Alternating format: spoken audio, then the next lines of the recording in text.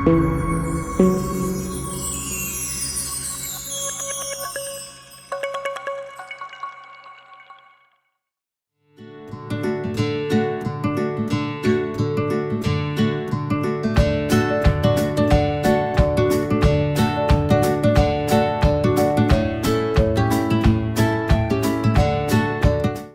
Dear students, today is Saturday again.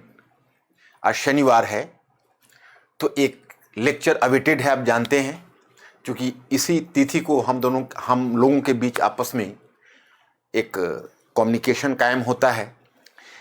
अब देखो, मैं जो टॉपिक अनाउंस कर रहा हूँ वो टॉपिक से कुछ लोगों को बहुत खुशी होगी, कुछ लोगों को थोड़ी सी निराशा होगी। तो जो खुशी होगी वो तो मेरे लिए भी खुशी की बात है, लेकिन जिन्हें निराशा होगी उन्हें मैं दिलासा देना चाहूँगा कि अगले वीक से मैं पुराने टॉपिक्स को फिर स्टोर कर दूंगा। जैसे मैंने 2 तरह के टॉपिक्स ओपन किए हुए हैं, एक है present and the past communication series के लेक्चर, और दूसरा है क्रिटिकल ओपिनियन सीरीज के लेक्चर। हमने जानबूझ के इस वीक में इस लेक्चर को रखा है क्योंकि ये लेक्चर जो मैं ले रहा हूँ वो आपके एग्जाम पॉइंट ऑफ व्यू से बहुत महत्वपूर्ण है। और मुझे ऐसा लगता है कि जो क्वेश्चन मैंने आपके सामने रखा है उससे मैं पिछले 3 वर्षों से कन्फ्रंट कर रहा हूँ क्लासरूम में। अभी तो क्लासरूम की स्थिति नहीं, आप जानते हैं, आप लोग भी एक लंबे समय तक घर पर पढ़ते हुए उब गए होंगे। कोरोना के सर्ज दोबारा होने से जो ऑफलाइन क्लास की उम्मीद थी वो भी थोड़ी सी अभी रुकना पड़ेगा। स्टेट्स वगैरह में भी अब आप देख ही रहे हैं क्या सिचुएशन है। तो खैर कोई नहीं, हम लोग समय को बर्बाद नहीं करेंगे, समय को यूटिलाइज करेंगे। ऑनलाइन हमने सुविधा दी हुई है, आप ऑनलाइन बच्चे जुड़े रहेंगे हमसे, हमने इसके लिए आपको ऐप और सारी सुविधाएं दी हुई है, तो कोई समस्या नहीं। अब मैं इस टॉपिक को इसलिए कवर कर रहा हूं कि कुछ ऐसे बच्चे हैं, कुछ ऐसे स्टूडेंट्स हैं जिनके मन में सवाल आते हैं, जो स्टेट सर्विसेज की भी तैयारी करते हैं, यूपीएससी की भी तैयारी करते हैं। कुछ ऐसे भी स्टूडेंट्स हैं जो यूपीएससी की तैयारी न करके एक्सक्लूसिव स्टेट्स की तैयारी करते हैं। तो बहुत सारे क्वेश्चंस उनके दिमाग में कौंधते हैं। तो मेरा टॉपिक पहले आप देख लें। टॉपिक है यूपीएससी तथा पीसीएस की परीक्षा, प्रश्नोत्तर का स्वरूप कितना अलग। UPSC and PCS exam, how different is the nature of questions, how different is the nature of questions. अब आपके मन में जिज्ञासा हुई कि मैंने आखिर यह थीम क्यों चुना, यह टॉपिक क्यों चुना। क्योंकि जब मैं, कई बार ऐसा हुआ कि मैं क्लास लेने के बाद जब निकला, मतलब मैंने अपनी कोर्स फिनिश की, मैंने एक अच्छे समय तक 6 मंथ्स प्लस में टाइम दिया, हर स्टेट्स के क्वेश्चंस को डील किए, यूपीएससी के क्वेश्चंस को क्लास में डील किए, और जितनी भी रेलिवेंट कंटेंट हैं जो उनको यूजीसी से लेकर हर एग्जाम में काम हो सकता है वो सब मटेरियल के फॉर्म में देना, लेक्चर के फॉर्म में देना। और जब कोर्स फिनिश करके निकलता तो कई बार 1-2 बच्चे मेरे पीछे आ जाते और हमसे एक सवाल करते। वो कहते कि सर, ये चीज़ आपने जो बताई है तो यूपीएससी के लिए है, अब यूपीपीसीएस में क्या लिखना होगा। तो मेरी स्थिति हो जाती थी कि वेदर शुड आई लाफ और ब्रस्ट इनटू टीयर्स, हमें हंसना चाहिए या रोना चाहिए। मैं कई बार कहा करता था उन्हें कि मेरी स्थिति आज उस रामायणी की तरह है जो पूरी रात भाव विभोर होकर रामायण वाचा हो और सुबह तक उसे एक संतोष हुआ हो कि आज मैंने इतनी बड़े ऑडियंस को हमने रामायण की कथा बताने में, उन्हें समझाने में और उसके मूल भाव तक पहुंचाने में सफलता पाई है। तभी कोई ऑडियंस से खड़ा हो कहे कि महानुभाव, आपने तो बहुत अच्छे लेक्चर दिए, लेकिन इस प्रश्न का जवाब मुझे चाहिए कि आखिर सीता पत्नी किसकी थी। उस रामायणी का जो हाल होगा वही हाल मेरा होता। फिर कई बार ऐसे सवाल उठे, तब तक तो मैं इस क्वेश्चन को इग्नोर करता रहा। मैंने समझा कि चलो 1-2 बच्चों को ऐसा होता होगा, बाकी स्टूडेंट समझ रहे इस चीज़ को। फिर यूपीपीसीएस के हर एग्जाम के बाद जबकि आप देखोगे कि यूपीपीसीएस जितने भी पीसीएस उसमें अच्छे खासी फिर हिस्ट्री के बच्चों की होती है, और विशेषकर ये सेंट्रल दिल्ली से जाने वालों की संख्या काफ़ी होती है। लेकिन ये सवाल कई बार मेरे सीरियस बच्चों ने उठा दिया, तो मुझे लगा कि नहीं, इस पर एक लेक्चर देना और समझाना होगा। And ball is in your court, आपको खुद डिसाइड करना है कि दोनों में फर्क क्या है। जैसे क्या क्या सवाल उठा है मैं आपको बता दूं। जैसे एक सवाल यह खड़ा हुआ कि सर स्टेट सर्विसेज में, मैं केवल यूपीपीसीएस की बात नहीं कर रहा, मैं बीपीएससी की बात कर रहा, मैं हरियाणा पब्लिक सर्विस कमीशन की बात कर रहा, मैं राजस्थान की बात कर रहा। हालांकि आप जानते हो कि बहुत सारे स्टेट्स पीसीएस में केवल जीएससी जीएस ऑप्शनल पेपर नहीं है, लेकिन जैसे यूपी, बिहार, हरियाणा पीसीएस, आप देखिए हरियाणा में एक बहुत बड़ा चेंज हुआ है, आपको पता होगा कि वर्ल्ड हिस्ट्री या यूपीएससी के सिलेबस को वहाँ पर रिस्टोर किया गया है, और यूपीपीसीएस तो उस पैटर्न पर है। बीपीएससी का थोड़ा अलग है, लेकिन परिधि उसकी भी काफ़ी व्यापक है। तो ये क्वेश्चन बहुत ही इंपॉर्टेंट क्वेश्चन है, जो स्टेट सर्विसेज के विषय में पूछा जाता रहा, कहा जाता रहा कि सर उसमें बहुत ज़्यादा तथ्यों की जरूरत होती है, it requires too many facts. Question answer में सर फैक्ट्स ज़्यादा लिखना होता है, सीनियर्स बोलते हैं या कुछ टीचर्स के भी नाम बताते हैं, ऐसा बोलते हैं। तो मैं कई बार हतप्रभ रह जाता हूँ। मैं कहता हूँ कि अब इसका अर्थ है कि पीसीएस का हिस्ट्री अलग है और यूपीएससी का हिस्ट्री अलग है। नहीं, ऐसा नहीं है, मैं आपको सिद्ध करके बताऊंगा। दूसरा क्वेश्चन कई बार ऐसा उठाते हैं कि सर यूपीएससी के जो क्वेश्चंस होते हैं और पीसीएस के क्वेश्चंस होते हैं, उनका स्वरूप बिल्कुल अलग होता है, तो आंसर्स भी अलग होने चाहिए।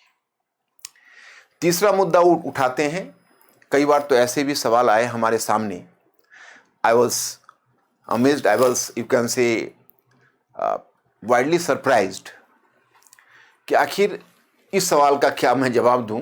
हालांकि ये मेरा मानना नहीं है, मैं किसी को हर्ट नहीं करना चाहता, आप लोग मुझे क्षमा करेंगे। क्वेश्चन इस तरह का भी सवाल उठता है कि सर जैसे यूपी में या कई स्टेट सर्विसेज में सर वहाँ पर जो एग्जामिनर जो कॉपी एग्जामिन करते हैं वे डिग्री कॉलेज के होते हैं, तो वो बहुत यूपीएससी के डीप कॉन्सेप्ट को नहीं सराहते, बल्कि उल्टा मार्क्स कटने की संभावना होती है। तो मैं यह जानकर आश्चर्यचकित हुआ, सरप्राइज्ड। उसके बाद मेरे एक सीनियर स्टूडेंट ने तो यहां तक कहा कि सर यूपीपीसीएस में एक क्वेश्चन किसी मेरे मित्र ने लिखा, ये क्वेश्चन इस प्रकार का था कि अमेरिकी क्रांति एक वयस्क हो रहे उपनिवेशी समाज में स्वाभाविक और अपेक्षित घटना थी, इस कथन का परीक्षण कीजिए। American revolution was implied an inevitable event in the history of the world. In the history of colonialism, examine the statement. तो अब उसने कहा कि सर मेरे किसी बच्चे ने उसको यूपीएससी की तरफ से लिखा और किसी स्टूडेंट ने उसे बस पीसीएस की तरह कारणों में लिखा, अमेरिकी क्रांति के सारे कारण लिख दिए, सर उससे बहुत अच्छे मार्क्स आए। अब मैं इसका क्या जवाब देता हूं? उसी तरह की बात है कि कई बार जो क्लासिकल बैट्समैन हैं वो 0 पर आउट हो जाते हैं और जो एक बॉलर है बेसिकली वह डबल सेंचुरी बना लेता है, तो क्या हम बैटिंग के उस क्लासिकल तरीके को गलत माने? नहीं। तो इसका भी मैं प्रूफ करूंगा अपने इस लेक्चर में। लास्ट क्वेश्चन में खुद से उठा, लास्ट नहीं 2 और बातें उठाना चाहूंगा। एक यह भी मुद्दा उठता है कि सर हम पैराग्राफ चेंज करके लिखें या पॉइंट्स में लिखें, हमें किस प्रकार से लिखना चाहिए। ये बहुत ही कॉमन क्वेश्चन है यूपीएससी के लिए भी, स्टेट सर्विसेज के लिए। और एक क्वेश्चन जो यूनिवर्सली सारे एग्जाम में के लिए स्टूडेंट्स की क्वेरीज होती है कि सर क्या क्वेश्चन आंसर करने में we should draw a diagram as well, क्या हमें डायग्राम भी बनाना चाहिए?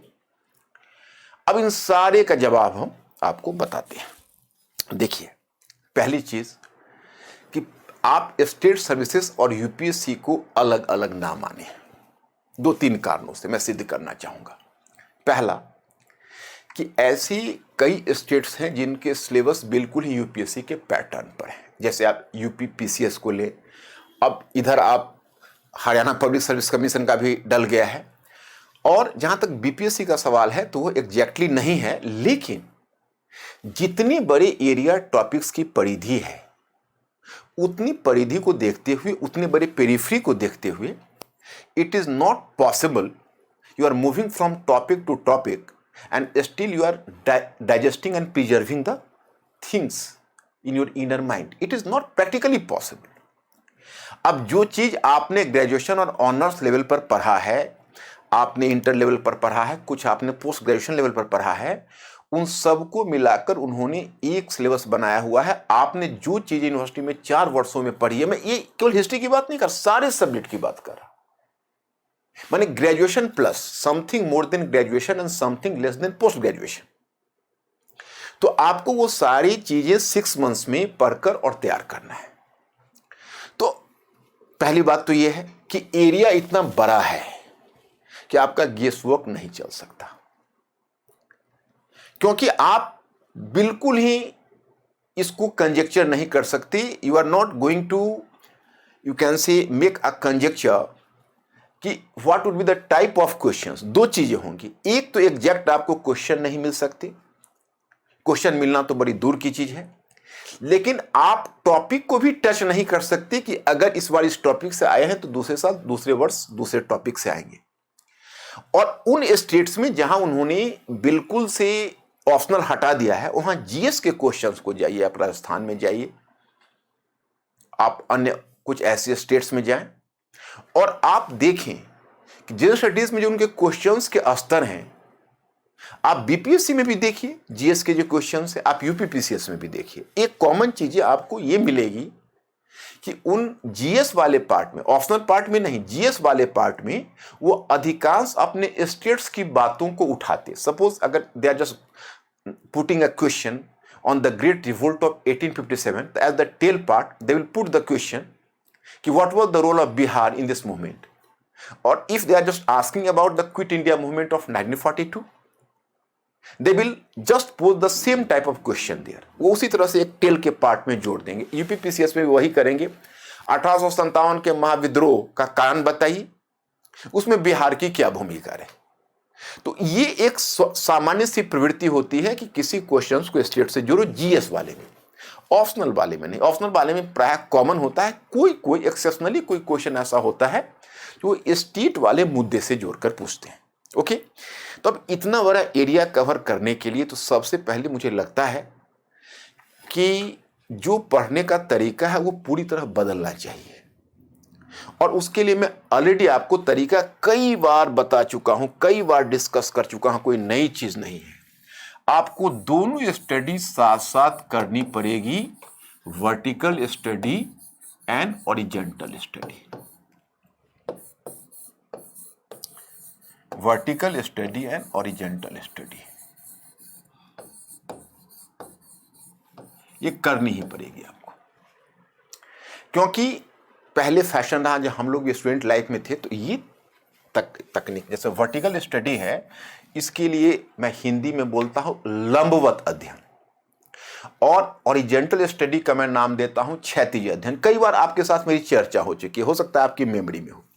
ये आवश्यक है, ये आप कुछ सिलेक्टेड टॉपिक का वर्टिकल स्टडी कर सकते हैं अगर आप चाहें स्टेट्स में, लेकिन आपको हॉरिजॉन्टल स्टडी तो पूरे सिलेबस का करना होगा। अब दोनों का अंतर मैं आपको बता रहा हूं क्या है। जैसे यूपीएससी अब स्टेट सर्विसेज का भी एक ही स्लोगन होता है, something of everything and everything of something. मतलब कुछ का सब कुछ और सब का कुछ, दैट शुड बी देयर, ये होना चाहिए। कुछ का सब कुछ और सभी का कुछ। तो मैं आपको यह कहना चाहता कि इसके लिए हमने साइंटिफिक तरीका बताया हुआ है, और कई बार इसकी चर्चा हो चुकी है, विस्तार से हम चर्चा नहीं कर पाएंगे। मतलब आप हिस्ट्री को सबसे पहले अपने मन में लाइए। इतिहास के अध्ययन का अर्थ है परिवर्तन के तत्वों को रेखांकित करना। To study history means to underline the forces of changes. अब forces of changes in political field, economic field, social field and cultural fields. मतलब आपको राजनीतिक, आर्थिक, सामाजिक और सांस्कृतिक क्षेत्रों में परिवर्तन के तत्वों को रेखांकित करना है, यही इतिहास का अध्ययन है। अब जिसे आप फैक्ट्स बोलते हैं वो फैक्ट्स उसके उदाहरण है, दे आर द एग्जाम्पल्स। अब कोई हमें यह कन्विंस करे कि सर उदाहरण बहुत ज्यादा लिखने से बहुत ज्यादा मार्क्स आ गए, लेकिन अगर आप चेंज नहीं लिखेंगे और केवल उदाहरण लिखेंगे तो क्या कोई स्टूडेंट्स मार्क्स ला सकता है? नहीं ना। तो पहली चीज कि आपको चेंज का नॉलेज होना चाहिए और चेंज के साथ आप एग्जाम्पल्स को फिट करेंगे तो फिर आपका उत्तर संतुलित होगा। मैं आगे उदाहरण देकर बताऊंगा। लेकिन अब सवाल है कि पहली चुनौती तो होगी, मैं आपकी जगह अपने आप को रखकर देखता हूं तो मुझे ऐसा लगता है कि अगर हमें इतनी सारी चीजें को याद रखने के लिए कहे तो नहीं रहेगा। डेफिनेटली एग्जाम हॉल में हम जाएंगे, हम एज्यूम नहीं कर सकते कि क्वेश्चंस वो कौन पूछने जा रहे हैं, किस टॉपिक से पूछने जा रहे हैं। अब एंशिएंट से लेकर और मॉडर्न तक, तो उसमें एंशिएंट में आप एंशिएंट हिस्ट्री और मिडिवल हिस्ट्री फर्स्ट पेपर होगा और सेकंड पेपर मॉडर्न हिस्ट्री और वर्ल्ड हिस्ट्री होगा। सारे विषयों में वही है, पॉलिटिकल साइंस हो, आप इकोनॉमिक्स ही सब्जेक्ट रखें, आप कोई भी सब्जेक्ट रखें, आप एंथ्रोपोलॉजी रखें, आप फिलोसफी रखें, हर जगह वही है कि एक पूरा का पूरा एरिया आपको 2 पेपर में कवर करना पड़ता है। फर्स्ट पेपर में प्राय आपको थिंकर्स एंड थॉट मिलता है, हिस्ट्री में थिंकर्स और थॉट नहीं है। तो आप स्टेट्स में तो खैर मैप भी नहीं पूछते हो, सीधा आपको फर्स्ट पेपर और सेकेंड पेपर से क्वेश्चन फॉर्म करके पूछते हैं। बिहार बीपीएससी में चूंकि क्वेश्चन का पैटर्न अलग है, यूपी पीसीएस को फिर यूपीएससी के पैटर्न पर डाला हुआ है। हरियाणा पब्लिक सर्विस कमीशन का पहली बार फिर उन्होंने नए पैटर्न पर लाया है, अभी तक उसका एग्जाम हुआ नहीं है। उसकी प्रकृति, पहले वहाँ वर्ल्ड हिस्ट्री नहीं था, वर्ल्ड हिस्ट्री को कंपल्सरीली जोड़ा है। ये तो बहुत अच्छी बात है, ये स्वागत योग्य है। इससे फायदा होगा स्टूडेंट्स को, वो आगे महसूस करेंगे, क्योंकि आपको जब तक वर्ल्ड हिस्ट्री की समझ नहीं होगी तो आप इंडियन हिस्ट्री के साथ भी जस्टिस नहीं कर पाओगे। तो मैं यहां पर यह बताना चाहता कि वर्टिकल ओरिजेंटल का मतलब है कि हम हिस्ट्री को पार्ट में बांट लिया। एक तो हम खंड में बांट देते पहले ही, जैसे पहला खंड हम रखते जिसको कहते हैं पूर्व ऐतिहासिक और आद्य ऐतिहासिक, that is called pre historical phase and proto historical phase. और दूसरा पार्ट हम बनाते वैदिक काल से लेकर पूर्व मध्य काल तक, वैदिक काल, बुद्ध काल, मौर्य काल, मौर्योत्तर काल, गुप्त काल, गुप्तोत्तर काल, पूर्व मध्य काल। इसको हम दूसरा पार्ट बनाते। और तीसरा पार्ट हम बनाते दिल्ली सल्तनत और मुगल। और चौथा पार्ट हम, उसके बाद तो मैं मॉडर्न हिस्ट्री का है, उसका थोड़ा अलग तरीका हम अपनाते। अब उसमें हमें क्या करना है, हम मेडिवल तक की बात कर रहे हैं कि उसको राजनीतिक, आर्थिक, सामाजिक और सांस्कृतिक में, it should be divided in political, economic, social and cultural parts. अब पॉलिटिकल को फिर 2 सब पार्ट में बांट दिया, जो राजनीतिक है उसको 2 भाग में बांट दिया। एक है भौगोलिक विस्तार।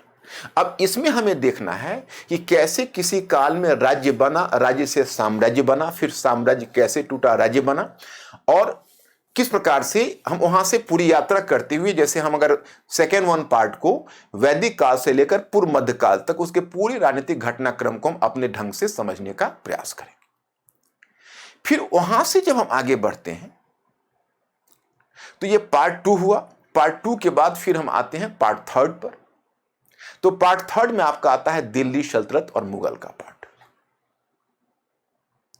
तो दिल्ली सल्तनत और मुगल में जब हम आते हैं तो फिर वहां हम अपने ढंग से उन चीजों को डिस्कस करने की कोशिश करते हैं, जिसमें फिर हम उन्हें भी कई पार्ट में बांटकर उसी पार्ट को उसी तरह से संचालित करते हैं। तो उससे क्या होता है, यही यात्रा हमारी मॉडर्न तक चलती रह जाती है। तो पहले हमारे दिमाग में एक स्ट्रक्चर बनता है। तो स्ट्रक्चर बनने से क्या होता है कि हमें समथिंग ऑफ एवरीथिंग की तैयारी हो जाती है। जैसे अब वर्टिकल स्टडी क्या हुआ, अब वर्टिकल स्टडी में हुआ कि जैसे हमें वैदिक काल का अध्ययन करना है, तो वैदिक काल को राजनीतिक, आर्थिक, सामाजिक, सांस्कृतिक 4 पार्ट में बांटा। अब उसकी गहराई में जाकर हम अध्ययन करेंगे। तो गहराई में जाकर अध्ययन करेंगे, उसमें एक एक क्वेश्चन को हम डील करेंगे जो प्रीवियसली पूछा है या फिर आगे पूछा है। So then the vertical study is being completed. अब जब हम वर्टिकल स्टडी से फिर एक टॉपिक से दूसरे टॉपिक पर बढ़ते हैं तो फिर वर्टिकल से हम ओरिजेंटल की तरफ चले जाते हैं। तो ओरिजेंटल स्टडी की विशेषता क्या होती है कि हम जहां उस टॉपिक को समाप्त किया वहीं से इस नए टॉपिक को हम शुरू करेंगे। तो जहां हमने पिछले टॉपिक को समाप्त किया वहीं से हमने इसको आरंभ किया। तो दोनों के बीच एक लिंक बनना तय है और हमने जैसा कि पीछे आपको बताया, राजनीतिक को हमने दो उपखंडों में बांटा। एक भौगोलिक विस्तार या राजनीतिक विस्तार, ज्योग्राफिकल एक्सपेंशन, और पॉलिटिकल एक्सपेंशन, और जो सेकेंड वन पार्ट है उसको हमने एडमिनिस्ट्रेशन, प्रशासन। उसी प्रकार से अर्थव्यवस्था में कृषि,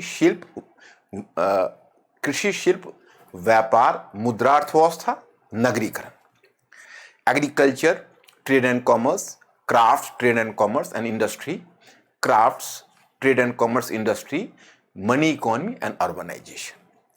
तो इकोनॉमी में, सोशल में वर्ण एवं जाति, वर्णाज एवं caste system, the condition of women, the condition of weaker section of society, इसमें वीमेन के अलावा शूद्राज एंड अनटचेबल्स। अब देखिए, आपने देखा होगा कि हम प्राय जैसे कास्ट सिस्टम पर ही हमने एक लेक्चर लिया, तो सीधा आपको एंशिएंट से लेकर हम कॉन्टेम्पररी तक लिया है। या आप देखते हो कि हमने present and the past communication series का जो लेक्चर आरंभ किया, जो आप लोगों को काफ़ी अच्छा लगा, तो उसमें बहुत साधारण सी चीज़ है, उसकी मौलिक प्रेरणा हमने हिस्ट्री से ही ली। अब हिस्ट्री में हमने जैसे वैदिक काल पढ़नी है, तो वैदिक काल में हम वर्टिकल स्टडी करके वैदिक काल एक्सक्लूसिव क्वेश्चन वो पूछेंगे, उस पर हम अपने आप को तैयार रखेंगे। ओके, अब जब वैदिक काल जहां समाप्त करेंगे और बुद्ध काल आरंभ करेंगे, तो जहां वैदिक काल का पॉलिटिकल हिस्ट्री छोड़ा है, वहीं से हम बुद्धकालीन पॉलिटिकल हिस्ट्री को आरंभ करेंगे। और जहां से हमने बुद्धकालीन पॉलिटिकल हिस्ट्री छोड़ा है, वहीं से हम मौर्यकालीन आरंभ करेंगे। We are just going to start from Vedic period to Buddha age and segment to segment, political, economic, social and cultural. And after finishing Buddha, then we have to move Maurya period in with the same manner. तो उससे क्या है कि हमारा continuation भी बनता रहेगा, मतलब हर वर्टिकल स्टडी के बाद हमारा ओरिजेंटल स्टडी, क्षैतिज अध्ययन भी साथ साथ चलता रहेगा। तो जब हमारा सिलेबस समाप्त होता है, तो हम क्या करते, जब मैं खुद इसको एक्सपेरिमेंट किया और स्टूडेंट्स को बताता हूं कि जैसे हमने, अब आपने पूरे एंशिएंट हिस्ट्री समाप्त किया, तो ठीक है, एंशिएंट हिस्ट्री के अलग अलग चैप्टर्स आपने समाप्त किए। अब आप केवल यह देखना शुरू करो प्राचीन काल में सामाजिक विकास कैसे हुआ, और केवल समाज का अध्ययन करो। उसमें भी एक्सक्लूसिवली अगर आपकी इच्छा है कि चलो शूद्रा के कंडीशन के बारे में, महिलाओं के कंडीशन के बारे में, या ब्राह्मणों की स्थिति के बारे में हमें पढ़ना है, तो आप केवल उसी पार्ट को पढ़ते हो, ओरिजेंटली लास्ट तक चले गए, तो आप पूरी तरह उससे वाकिफ हो जाओगे, और धीरे धीरे आपकी अपनी अवधारणा बनने लगेगी, कॉन्सेप्ट बनने लगेगा। और जब कॉन्सेप्ट बनता है, तो उसका फायदा यह होता है कि कई ऐसे जो ज्ञात प्रश्न होते हैं, उसका तो हम उत्तर लिख सकते हैं, और साथ ही अज्ञात प्रश्न का भी उत्तर लिख सकते हैं।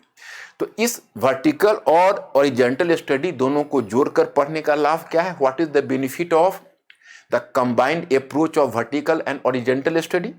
The first benefit is to develop the foundational knowledge of whole history. आप उसके तहत इतिहास के सारे मर्म, या आप कह सकते हो उसके मूलभूत समझ पूरे इतिहास की आपकी विकसित हो जाएगी। उसका फायदा यह मिलेगा कि आपके क्वेश्चन का रेंज बहुत ज़्यादा होता है। आप देखें तो मैं इस क्वेश्चन को उदाहरण में देता हूँ, मैंने हिंदी और इंग्लिश दोनों में लिख दिया है कि मध्यकालीन भारतीय समाज में संघर्ष एक समन्वय की नीति हर क्षेत्र में देखी गई, यानी संघर्ष एवं समन्वय की नीति हर क्षेत्र में देखी गई, जिसके परिणाम स्वरूप एक नई मिश्रित संस्कृति का जन्म हुआ। इस कथन की सत्यता की व्याख्या कीजिए। In every field of medieval Indian society, there were elements of conflict and synthesis which resulted into the evolution of a composite culture. Elucidate the authenticity of this statement.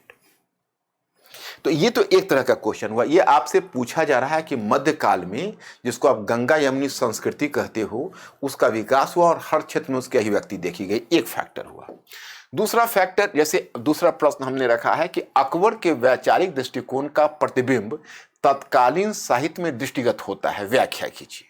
The reflection of the vision of Akbar is found in the literature of that time, elucidate. अब बताइए कितना challenging question है, क्योंकि वैसे आप कैसे तैयारी करेंगे? मुझे कोई यह बता दे कि आप एंशिएंट में अगर सिलेक्टिव टॉपिक चुनेंगे, तो आवश्यक तो है नहीं कि परीक्षा भवन में उस टॉपिक से क्वेश्चन पूछा जाए। तो समथिंग ऑफ एवरीथिंग की तो एक समझ आपको विकसित करनी होगी, क्योंकि अगर वो आपका विकसित हो गया तो आपका कोई क्वेश्चन ऐसा छूटेगा नहीं। हाँ, एक एक संभावना ये हो सकती है कुछ क्वेश्चंस आपके वीक रहें, लेकिन जब भी नंबर ऑफ क्वेश्चंस इतने होंगे, चाहे वो जीएस या हिस्ट्री में हो, तो इक्वली स्ट्रॉन्ग राइटिंग आप नहीं कर सकते। आपके वीक और स्ट्रॉन्ग दोनों क्वेश्चन मिलेंगे। ये सारे हमने जितने भी क्वेश्चंस लिए सब स्टेट सर्विसेज के हैं। ये आपके कोई बीपीएससी के हैं, कोई यूपीपीसीएस के हैं, कोई राजस्थान का भी है। 16वीं शताब्दी के अंत में आर्थिक जीवन की प्रमुख विशेषता थी अपर्याप्त दोषपूर्ण वितरण। अब देखिए क्वेश्चन का रेंज कितना है, तो मैं पहले आपको यह बताना चाहता कि हम क्वेश्चन के रेंज को तय नहीं कर सकते कितने होंगे, और विशेषकर तब जब आपको यूपीएससी के पैटर्न पर और उतने नंबर ऑफ क्वेश्चंस पूछे जा रहे हैं जिनका आकार 200 शब्द है। The size of the question is 200 words and you will find out the multiplicity of questions and issues. So how can you prepare it? आप उसको कैसे गेस वर्क करोगे? गेस वर्क तो कर नहीं सकते, और अगर आप गेस वर्क नहीं कर सकते तो फिर एग्जाम हॉल में अब पहले तो आपको कॉन्फिडेंस के साथ जा ही नहीं सकते कि अगर आपने सिलेक्टिव टॉपिक पढ़ा हुआ है तो वहाँ पर आपको क्या मिलने वाला है। हो सकता है कि आपके 50% क्वेश्चंस आपके पेरिफेरी से बाहर हो, 60% क्वेश्चंस आपके पेरिफेरी से बाहर हो, तो क्या आप ऐसा रिस्क लेना चाहेंगे? नहीं। तो ये तो सभी के लिए मस्ट है जो मैंने बताया है। वर्टिकल और ओरिजेंटल स्टडी इसलिए कि अगर आप ओरिजेंटल स्टडी करते हैं तो चीज़ें आप रिटेन कर सकते हैं, आपके दिमाग में होगा, अन्यथा वो इवेपोरेट कर जाएगा, वो निकल जाएगा। और जब एग्जाम हॉल में आप जाएंगे, मैं एक साधारण उदाहरण बताता हूँ। जैसे एक बार क्वेश्चन पूछा यूपीएससी में ही कि गुप्तकालीन प्रशासन की रूपरेखा स्पष्ट कीजिए, underline the outline of Gupta administration. तो अब आउटलाइन ऑफ गुप्ता एडमिनिस्ट्रेशन, तो कई बच्चे आ गए, सर हमको गुप्ता एडमिनिस्ट्रेशन का तो याद नहीं था। मैंने कहा कि मेरे स्टूडेंट्स तो ऐसा हो ही नहीं सकता है, क्योंकि अगर तुम्हें गुप्ता एडमिनिस्ट्रेशन पर लिखना है, गुप्तकालीन प्रशासन पर लिखना है, तो आपके दिमाग में तो स्ट्रक्चर बना होना चाहिए कि वैदिक काल से बुद्ध काल में क्या चेंज हुआ, यानी महाजनपद काल, और वहां से मौर्य काल में क्या चेंज हुआ, और मौर्य काल से पोस्ट मौर्य काल में क्या नई प्रवृत्तियां देखी गई, और गुप्त काल में अमुक प्रवृत्तियां देखी गई। तो आपके अपने मेमोरी बैंक से 5-6 पॉइंट्स निकल कर आ जाने चाहिए थे जो आपको यूज कर लेने चाहिए थे। तो ये बहुत ही नेचुरल है, और कई बार तो वो मौर्य एडमिनिस्ट्रेशन और गुप्ता एडमिनिस्ट्रेशन का कंपैरिजन करके पूछ देंगे आपसे। तो मतलब कुल मिलाकर हमारे बीच तय हुआ कि एक आपको ओरिजेंटल स्टडी भी चाहिए वर्टिकल स्टडी के साथ, ना केवल मेंस के लिए बल्कि प्रीलिम्स के लिए भी, क्योंकि प्रीलिम्स में क्वेश्चन को आप कैसे कैचअप करेंगे, आप किस आधार पर प्रीलिम्स की तैयारी करेंगे। प्रीलिम्स की तैयारी अगर आप सेलेक्टिव करते हैं या किसी एक गाइड बुक से आप तथ्यों को बटोरते हैं या बुक से ही, तो इससे अनसाइंटिफिक तैयारी कोई नहीं होगी, बिल्कुल अनसाइंटिफिक तैयारी होगी। आप उस पर कभी भी रिलाई नहीं कर सकते एग्जाम हॉल में। एग्जाम हॉल में जो क्वेश्चन आएंगे वो वैसे नहीं होंगे जो आपने जिन तथ्यों को संजोया है। तो फिर आप कहेंगे व्हाट इज द वे? वे है कि हम कुछ कॉमन ऐसी बातों को पकड़े, क्योंकि चाहे यूपीएससी हो या आप स्टेट सर्विसेज हो, मेंस हो या प्रीलिम्स हो, हम बहुत सारे ऐसे क्वेश्चंस का आंसर करते हैं जो हम अपनी समझ से करते हैं, अपनी अंडरस्टैंडिंग से करते हैं। तो हमारे पढ़ाई का तरीका स्टेट सर्विसेज और यूपीएससी दोनों में कॉमन यह होना चाहिए कि हमें पहले अपनी अंडरस्टैंडिंग डेवलप करनी चाहिए। तो चलिए now we are coming to the point. तो एक फायदा तो हमने बताया कि इसका एक फायदा हमें यह मिलता है कि हम अगर किसी वेराइटीज ऑफ क्वेश्चंस आएंगे हम डील कर सकते हैं। इसका एक दूसरा फायदा भी है which I have to share with you. दूसरा फायदा इसका यह है कि हम इस तरह की तैयारी करने के बाद हमारा जो इंट्रोडक्शन होता है, मैंने खुद महसूस किया है, आप लोग महसूस किए होंगे, क्योंकि मेरे सामने बहुत स्टूडेंट्स के इस तरह के कंप्लेन आते हैं कि सर जब मैं पेन उठाता हूं और पेन उठाकर जब लिखना शुरू करता हूं तो the first difficulty and the greater challenge I face कि how to start the question को कैसे स्टार्ट करूं।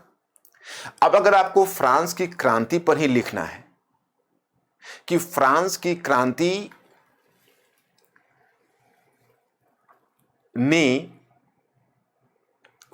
क्रांति ने विशेषाधिकारों पर आक्रमण किया, न कि संपत्ति पर परीक्षण कीजिए। French revolution attacked on privileges but not on property, examine the statement. तो अब कैसे स्टार्ट करेंगे आप लिखते हैं कि फ्रांस की क्रांति 1789 में घटित हुई। ओके, ठीक है, फ्रांस की क्रांति, अब ये लिखते हैं तो ये एग्जामिनर को हंसी आएगी, भाई 1789 क्यों बता रहे हो आप हमें, ये स्टार्ट करने का क्या तरीका है। आप एक तो फ्रांस की क्रांति विश्व इतिहास की एक महान घटना है, खैर वह भी चलेगा, लेकिन अगर आप यह लिखते हो कि फ्रांस की क्रांति यूरोप में एक विभाजक रेखा बनकर आई, यह इसने एक तरफ विशेषाधिकारों पर तो आक्रमण किया परंतु निजी संपत्ति को फिर भी बनाए रखा, इस तथ्य की व्याख्या वर्गीय हित के संदर्भ में किया जाना चाहिए। मीन्स कि it made attack on property but still it maintained the privileges and this contradiction should be explained in context of the you can say changing class equation या चेंजिंग क्लास इंटरेस्ट। मतलब देखो, अब मध्य वर्ग है तो मध्य वर्ग को शिकायत विशेषाधिकारों से है, लेकिन मध्य वर्ग को शिकायत प्रॉपर्टी से नहीं है, तो मध्य वर्ग उसको टच नहीं करता है। तो आपने, जैसे मैंने कहा कि कोई भी जो राइटिंग होती है, कई बार राइटिंग पर चर्चा कर चुका हूं, वैसे मैं अपने वीडियो के डिस्क्रिप्शन में डाल दूंगा, एक मैंने राइटिंग पर मैंने क्लास लिया था, उत्तर लेखन कैसे करें, तो उसका वीडियो का मैं लिंक डाल दूंगा। आप लोग उसी से वीडियो, आप वहां पर इस लेक्चर को सुनने के बाद आप वहां चले जाना, उससे आपको राइटिंग के बारे में थोड़ा और विस्तार से जानने का अवसर मिलेगा। क्योंकि यहाँ मेरा एजेंडा कुछ दूसरा है। यहाँ मेरा एजेंडा ये है कि मैं आपको स्टेट सर्विसेज के क्वेश्चंस को, नेचर को समझा सकूं और फिर मैं यह बता सकूं कि यूपीएससी और स्टेट सर्विसेज की तैयारी में क्या हमें कुछ कॉमन फार्मूला अपनाना चाहिए या पृथक फार्मूला अपनाना चाहिए। तो इसलिए हमने इस लेक्चर को रखा है, तो आप इसको ध्यान करिएगा। तो मैंने आपको बताया कि रेंज ऑफ, तो एक फायदा ये हुआ। दूसरा, हम इंट्रोडक्शन जो आरंभ करते हैं, तो जब हमें ओरिएंटल नॉलेज होता है तो हम, अब देखो, आप अगर वर्टिकल स्टडी केवल करते हो तो आप उसके बचपना के बारे में आपको याद होता है किसी व्यक्ति के, और अगर आप ओरिजेंटल स्टडी करते हो तो उसकी बचपना, उसकी युवावस्था, उसकी प्रौढ़ावस्था, उसके बुढ़ापे, सबकी एक बार चलचित्र की तरह पूरी तस्वीर आपकी आंखों के सामने कौंध जाती। फिर अगर उसके व्यक्तित्व का मूल्यांकन करना होगा और आपको स्टार्ट करना होगा, तो क्या आप ज़्यादा कॉन्फिडेंस के साथ अपना पेन नहीं उठा पाओगे? क्या ज़्यादा बेहतर ढंग से आप उसका इंट्रोडक्शन नहीं लिख पाओगे?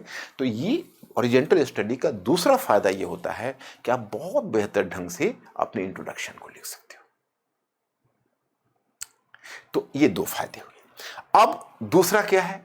दूसरा है इतिहास लेखन का ज्ञान। मुझे ऐसा लगता है कि वैकल्पिक विषय वाले बच्चे को, ऑप्शनल वाले बच्चे को पूरी तरह, और जो जनरल स्टडीज से जुड़े हुए उनको भी आंशिक रूप से इतिहास लेखन का ज्ञान चाहिए। क्योंकि अगर इतिहास लेखन का ज्ञान आपको नहीं है, दैट इज कॉल्ड हिस्टोरियोग्राफी, उसको हिस्टोरियोग्राफी बोलते हैं शॉर्ट में। इतिहास लेखन, अब इतिहास लेखन, इतिहास मैं आपको बताता हूं क्या है। जैसे देखिए, क्या होता है कि हिस्ट्री वन मैन या कोई भी, not simply history, whether it may be sociology, political science, मतलब जो भी ह्यूमैनिटीज या सोशल साइंसेस हैं, उसमें कभी भी एक विचार नहीं हो सकता। मैं बार बार इस बात को इम्फेसाइज कर रहा हूं। फिर भी मुझे आश्चर्य है कि स्टूडेंट्स चाहते हैं कि सर कोई एक विचार दे दीजिए। अगर आप एक विचार केवल रखेंगे तो आपको क्या क्या समस्याएं आएगी उसकी भी मैं चर्चा कर दूंगा, ताकि यह भ्रम दूर हो जाए। जैसे देखिए, अगर आपके पास केवल एक विचार रहेंगे तो आप कई क्वेश्चंस को डील नहीं कर पाएंगे। लेकिन खैर, इस पर हम आते हैं। पहले मैं आपको बताता हूं कि व्हाट इज हिस्टोग्राफी। हिस्टोग्राफी में होता है कि जैसे इतिहास में आप चेंजेस को पढ़ते हो, तो चेंजेस का अध्ययन करते हो तो किसी एक पर्सपेक्टिव से आप आगे बढ़ जाते हो। जब आप इतिहास लेखन पर आते हो, हिस्टोग्राफी पर आते हो, तो हिस्टोग्राफी का मतलब यह होता है कि उस टॉपिक पर जो अलग अलग विद्वानों के विचार हैं और उन विचारों में मतभेद है, उन मतभेदों को समझिए। मीन्स कि whenever you are going through histography, then it means you are prepared on the topic completely and with the, you can say, with in totality, because you will have the knowledge of the different approaches among historians to the particular topic, कि अब इस topic पर विभिन्न historians का क्या approach है। तो विभिन्न हिस्टोरियंस की अप्रोच को आप बखूबी समझ सकते हो, जो आप अदरवाइज नहीं समझ सकते हो। तो यह आपको एक फायदा मिलता है। हिस्टोग्राफी का ज्ञान, इतिहास लेखन का ज्ञान आपको कई आधार पर और कई दृष्टियों से आपके लिए काफी उपयोगी सिद्ध होगा। जैसे मैं एक उदाहरण बताता हूं। कुछ क्वेश्चन तो आपके ऐसे होंगे जो आप हिस्टोग्राफी के बिना उसे लिख ही नहीं सकते। आप इतिहास लेखन के बिना उन प्रश्नों का उत्तर नहीं दे सकते। वो आपका ज्ञान चाहिए। यूपीएससी स्टेट सर्विसेज में इक्वली। मैं उदाहरण बताता हूं। जैसे द्वितीय नगरीकरण के बारे में आपने सुना होगा, सेकेंड अर्बनाइजेशन, द्वितीय नगरीकरण। तो द्वितीय नगरीकरण 6ठी सदी ईसा पूर्व से आरंभ माना जाता है उत्तर भारत में, गंगा घाटी में। The first urbanization was identified with Harappan civilization in Indus Valley. The second urbanization was supposed to be associated with Ganga Valley. और वो जो आपने महाजनपद काल पढ़ा, उसमें गंगा घाटी में द्वितीय नगरीकरण का आरंभ माना जाता है। तो जब आप अगर द्वितीय नगरीकरण की चर्चा करेंगे तो आपके सामने प्रश्न यह उपस्थित होगा कि हम द्वितीय नगरीकरण के उद्भव का क्या कारण माने। अब हियर यू फाइंड हिस्टोग्राफिकल डिफरेंस। अब यहां पर आपका हिस्टोग्राफिकल डिफरेंस है। अब कैसे है? तो हिस्टोग्राफिकल डिफरेंस इसलिए है क्योंकि अलग अलग ग्रुप के हिस्टोरियंस ने उस पर अलग अलग दृष्टिकोण दिए हैं। जैसे मार्क्सवादी इतिहास लेखन, मार्क्सिस्ट हिस्टोग्राफी की शुरुआत 1950 के दशक में हुई और डीडी कोशाम्बी इसके एक्सपोनेंट थे।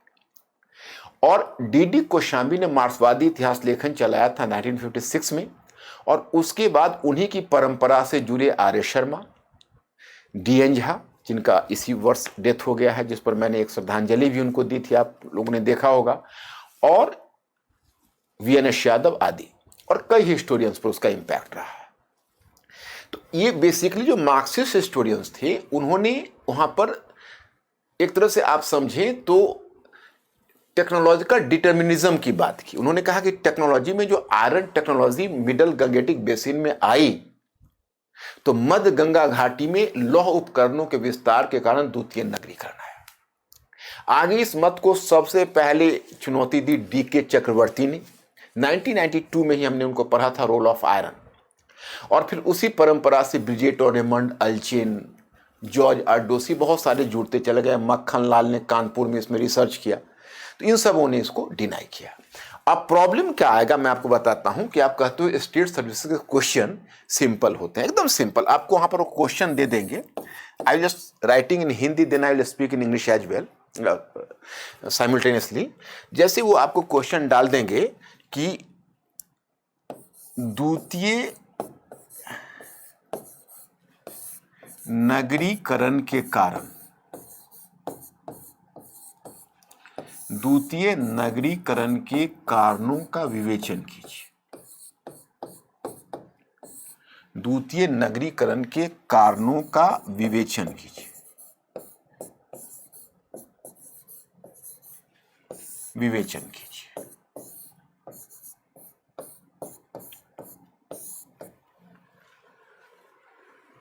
अब विवेचन कीजिए। जब आप कोई क्वेश्चन देखते हो तो क्वेश्चन के दो पार्ट होते हैं।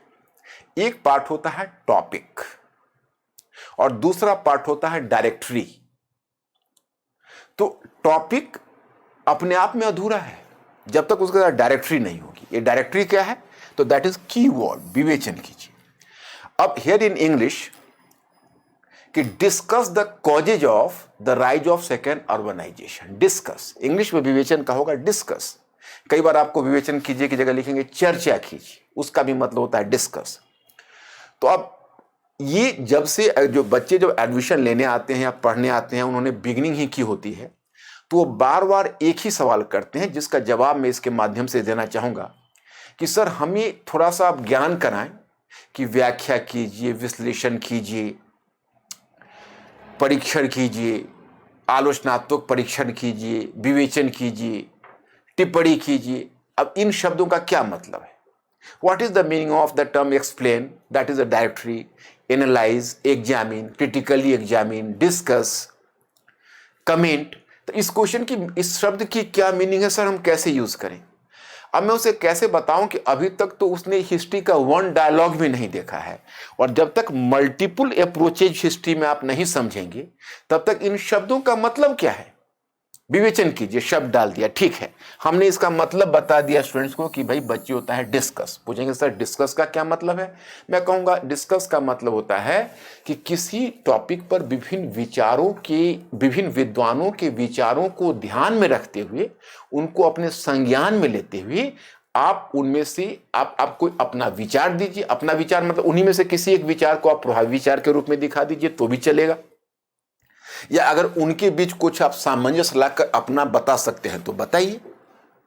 Means you have to take into your consideration the existing ideas, existing approaches by different historians, existing views of different historians, and then you are supposed to present your own view. तो आपको ये करना है। तो अब हमने आपको बता दिया, अब उनको कहेंगे ठीक है मैंने अर्थ बता दिया, मेरे प्यारे बच्चों इस पर आंसर लिखिए। तो कहेंगे क्या लिखूं? क्या उनको पता है कि इस पर अलग अलग विद्वानों का क्या विचार है? इस पर आर्य शर्मा क्या मानते हैं? डीसी सरकार उनको कैसे कम्बैट करते हैं? बीडी चट्टोपाध्याय इस पर जैसे डीके चक्रवर्ती कैसे उनसे काउंटर करते हैं? जॉर्ज अर्डोसी का क्या विचार है? मक्खन लाल क्या कहते हैं? और फिर हमें क्या कहना चाहिए? हमें रोल ऑफ आयरन को मानना चाहिए या डिनाई करना चाहिए? डीके चक्रवर्ती कहते हैं कि political, economic and cultural factors were the decisive factors. राजनीतिक, आर्थिक और सांस्कृतिक कारकों ने द्वितीय नगरीकरण को लाया, न कि लोहे के उपकरण। जॉर्ज अर्डोसी अपना आर्गुमेंट देते हैं, मक्खन लाल अपना देते हैं, मैं उस पर नहीं कहना चाहूंगा। तो अब इसमें स्टूडेंट्स को मैं ये कहना चाहूंगा कि विवेचन कीजिए। जो डायरेक्टरी है, इस शब्द का मतलब तभी आपके लिए यूजफुल होगा अगर आपको हिस्टोग्राफी की समझ होगी। और ये तो मैंने आपको बताया कि हिस्टोग्राफी का दो तरफ से यूज हो रहा है। स्टेट सर्विसेज में जो आपको सिंपल क्वेश्चन लग रहा, क्या ये तो बहुत सिंपल स्ट्रेट क्वेश्चन है कि द्वितीय नगरीकरण के उद्भव में लोहे के उपकरणों के कारणों का विवेचन कीजिए। तो इसमें आप कौन कौन से कारण दिखाओगे? राजनीतिक कारण दिखाओ, आर्थिक कारण दिखाओ, धार्मिक कारण दिखाओ, जो डीके चक्रवर्ती कहते हैं, लेकिन उसमें तकनीकी कारण भी दिखाओ, लोहे के उपकरण। तो ऐसे टॉपिक में हम सारे 5-6 कारण दिखाते चले जाएंगे, लेकिन हम मन ही मन इसलिए मुस्कुरा रहे होंगे कि जब उसको एग्जामिनर देखेगा तो समझ जाएगा कि ये इसको अच्छी समझ है हिस्टोग्राफी की, कि हम मार्क्सिस्टों वाले पॉइंट को भी उसमें डाल देंगे और नॉन मार्क्सिस्ट वाले पॉइंट को भी डाल देंगे। लेकिन कई बार वो डायरेक्टली हिस्टोग्राफी से पूछ देते हैं। अगर हमें उसका ज्ञान नहीं रहेगा तो हम लिख ही नहीं सकते, उसमें हम क्या करें? वो हमसे क्वेश्चन पूछ सकते, they can ask me us the question. जैसे बीपीएससी में पूछा था कि लौ उपकरणों ने या लौ प्रौद्योगिकी ने द्वितीय नगरीकरण को जन्म दिया, यह अवधारणा कहां तक खंडित हुई है? फिर एक बार गौर करिए, लौ प्रौद्योगिकी ने द्वितीय नगरीकरण को जन्म दिया, यह अवधारणा कहां तक खंडित हुई है? Iron technology give birth to the second urbanisation, how far this view has been rejected.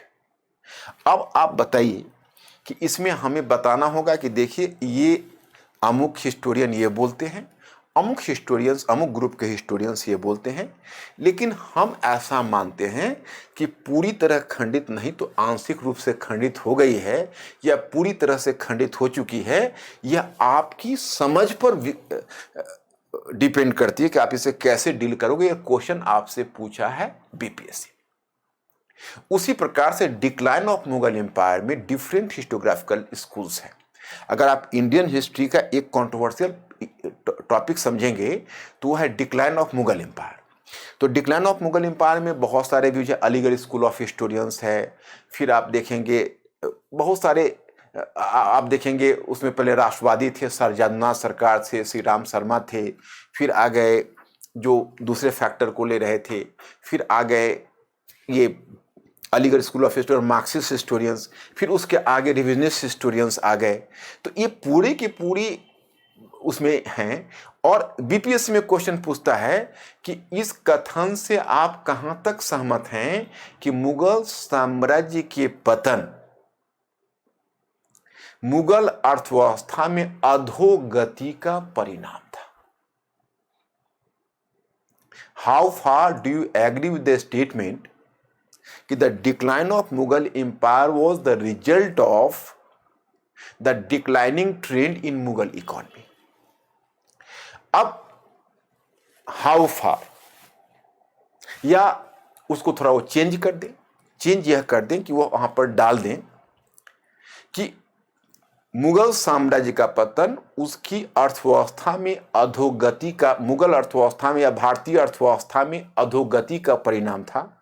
इस कथन की समालोचना कीजिए या इस कथन का आलोचनात्मक परीक्षण कीजिए कि the decline of Mughal empire was the product of the declining trend of Indian economy, critically analyse the statement.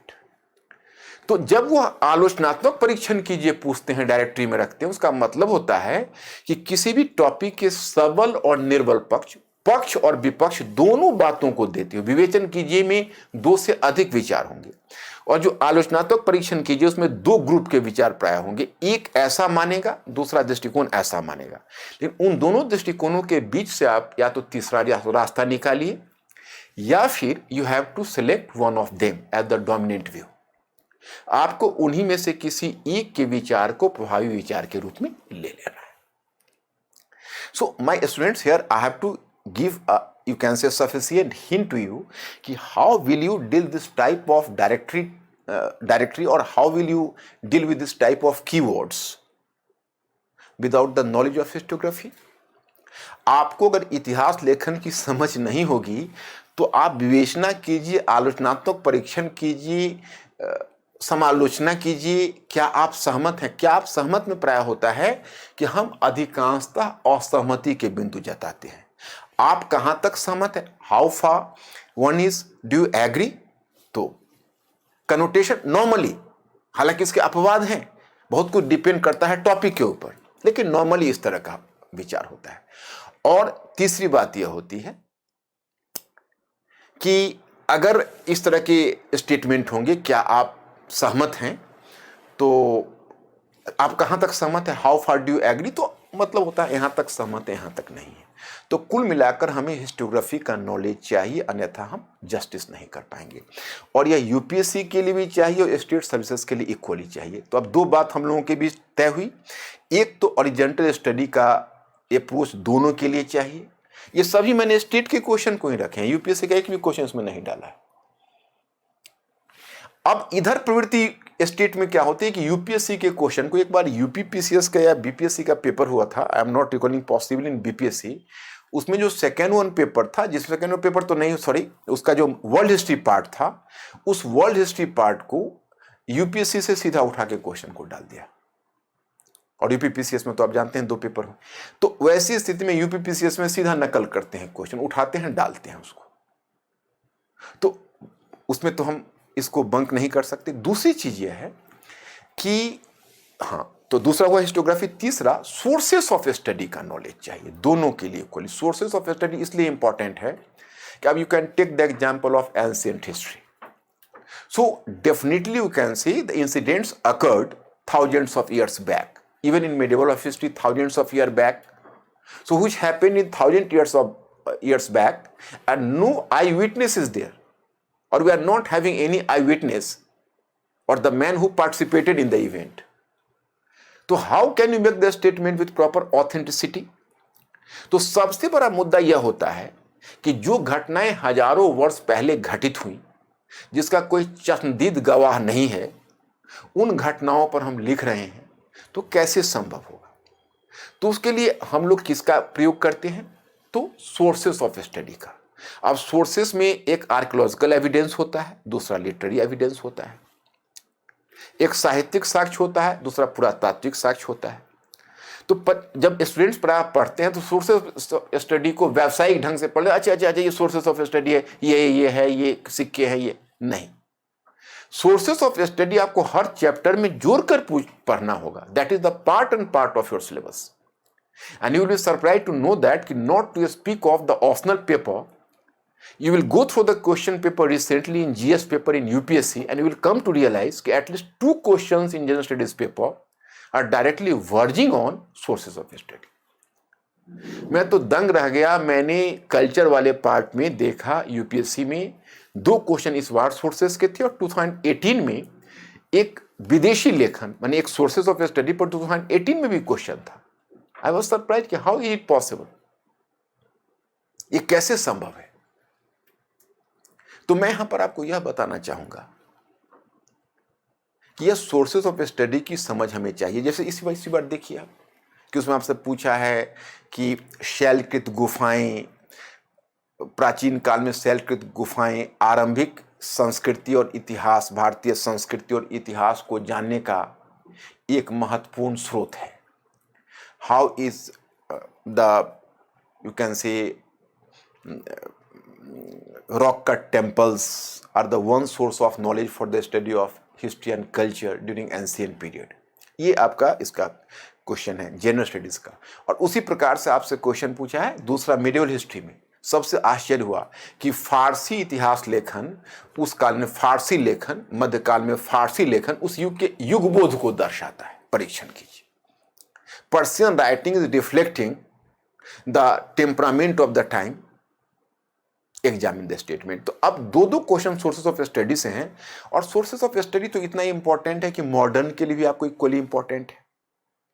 अब मॉडर्न हिस्ट्री में आप देखिए, एक समय था कि 1857 के रिवोल्ट को आप सिपाही म्यूटिनी मानते थे। तो आप सिपाही म्यूटिनी मानते थे, व्हाट वाज द बेसिस, आखिर उसको सैनिक विद्रोह मानने की वजह क्या थी? Sources of study. आप सरकारी अभिलेखागार पर निर्भर थे, that was the basis of official record.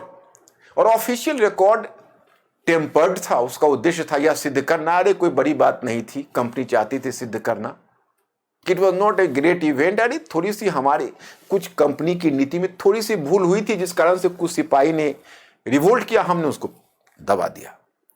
अब जॉन के मैलेसन का आप राइटिंग पढ़ोगे तो आप क्या लिखोगे? आप वही देखोगे। फिर आया दूसरा दौर, जब कुछ लोकल लिटरेचर, समाचार पत्र वगैरह आए, भोजपुरी लोक साहित्य आया, जब नए नए सोर्सेस आए तो देखो कितनी धारणा बदल गई है। साउथ इंडिया में नए रिसर्च हुए, देखो धारणा बदल गई। द रोल ऑफ ह्यूमन पर 1857 में रिसर्च हुई तो धारणा बदल चुकी है। तो मैं आपको यह बताना चाहता कि ऐसा नहीं है, सोर्सेस ऑफ स्टडी का नॉलेज भी हमको बहुत महत्वपूर्ण है और हमें चाहिए ही चाहिए। चौथी चीज मैं आपको बताता हूँ कि चाहे यूपीएससी हो या स्टेट सर्विसेज हो, आप ही बताइए। अब लास्ट में मैं आपको ये प्रूव करके बताऊंगा कि जैसे जितनी भी चार्जेज बच्चे देते हैं कि भाई ये टीचर्स के सामने कॉपी जाएगी, मैं आपके सामने कॉपी रख दूंगा लिखकर, 2 कॉपी सामने, क्योंकि एग्जाम में नहीं, अपने स्टूडेंट्स के एग्जाम लेकर तो हम कॉपी एग्जामिन करते हैं, तो एक एग्जामिनर का इंप्रेशन कैसे बनता और बिगड़ता है उसका अच्छा अनुमान कर सकते हैं। अब देखिए, अगर आपको लेटेस्ट रिसर्च का ज्ञान है तो 2 फायदे हैं। If you are making the latest you are having the knowledge of the latest research, so that is going to help you on 2 fronts. कुछ क्वेश्चंस वो ऐसे पूछ सकते हैं कि विदाउट लेटेस्ट रिसर्च को आप लिख ही नहीं सकते उसे। जैसे आपसे पूछेंगे कि हड़प्पा सभ्यता और वैदिक आर्यों के संबंधों पर नए खोजों से, या हड़प्पा सभ्यता और वैदिक आर्यों के संबंधों पर नवीन शोधों के आधार पर जो नए प्रकाश पड़ते हैं उनका परीक्षण कीजिए।